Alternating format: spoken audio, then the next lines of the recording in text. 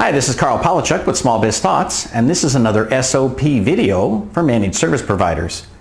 Today I want to talk about something a little different, which is thinking about the overall structure of your business as you grow and what your management needs to look like.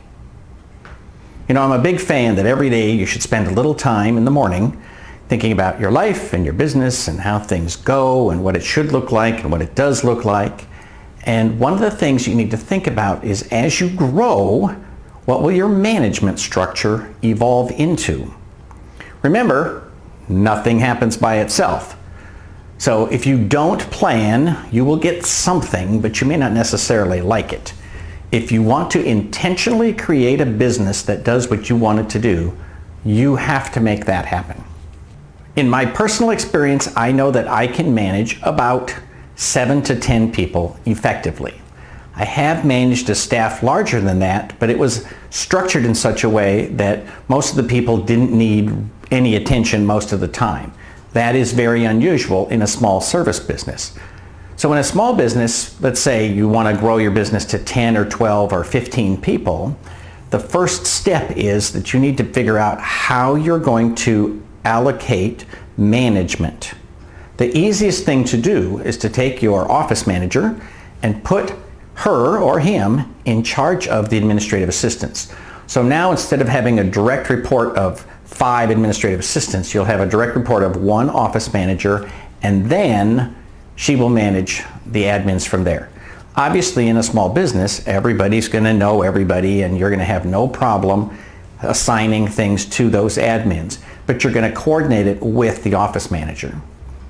Same thing happens in the service department. So the next manager that I would consider is the service manager. So whoever is going to be running that department.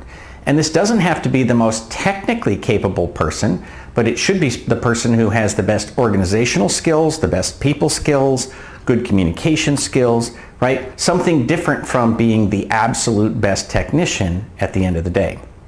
A lot of good management simply amounts to being able to push work onto other people, right? In other words, you want to delegate, right?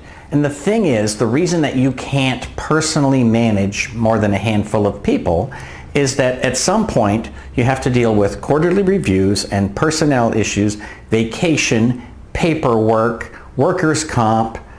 You know, the person who comes in and just for whatever reason doesn't bathe as regularly as everybody else. There's all kinds of stuff that happen. And it's easy with 1 or 2 people. You can get along easily. You can go say, hey, let's go have a cup of coffee and talk about this. But when you get to have 5, 10, 15, 20 people, then it becomes more difficult. And the amount of resources that you need to expend in creating a good-sized staff goes up considerably. I mean, just think about what they need in terms of chairs and desks and tables and staplers and all that kind of stuff. And that's the kind of thing that it only takes attention here and there, here and there, here and there, but when you multiply it times 5 or 10 people, it takes a lot of attention. And your job is to be running the company, right? So that means you should have 1 or 2 people that you can rely on to manage the smaller staffs, and that way you have 1 or 2 direct reports, and you might have an administrative assistant who works for you directly. But for the most part, you want to manage your staff in such a way that it's pretty flat, right? Everybody knows everybody, but you also have things delegated in such a way that the most work can get done. The main thing that keeps people from being able to delegate and to let their team grow is that they are control freaks, right? They want to micromanage everything. The sooner you get over being a micromanager, the faster your company will grow. When you don't have to personally verify every single thing that goes out of your office, life gets better and better. It's interesting, I just recently was talking to somebody about a specific thing that he's producing, and he wanted to have absolute control over the font and the color of the paper and every tiny little thing. And for me, I'm literally at the point now where I say, hey, you design it. If it is above a certain threshold, it's good. Well, then by all means, it's consistent with our policies. Let it go. I am not going to second guess the color of the paper or the font that's used unless it's really egregious. So, you know, it takes some maturity in your business to be able to let go of those things and to say, hey, My job is to make sure that the whole thing runs and to get good people and let them do their job.